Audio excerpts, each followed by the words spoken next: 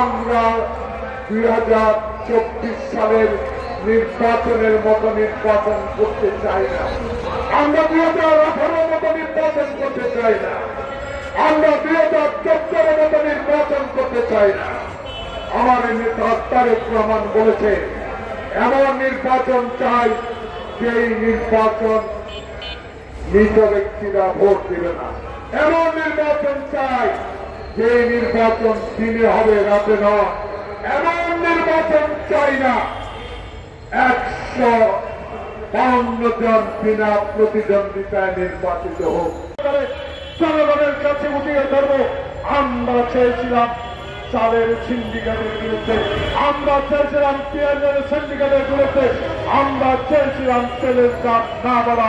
তাই আজকে সেই কথাগুলো যেন তারেক রহমান একটি সুস্থ ভোটের মাধ্যমে দেশের প্রধানমন্ত্রী হয়ে ইতিহাসের কথা নতুন অধ্যায় সৃষ্টি করতে পারে। সবাইকে ধন্যবাদ।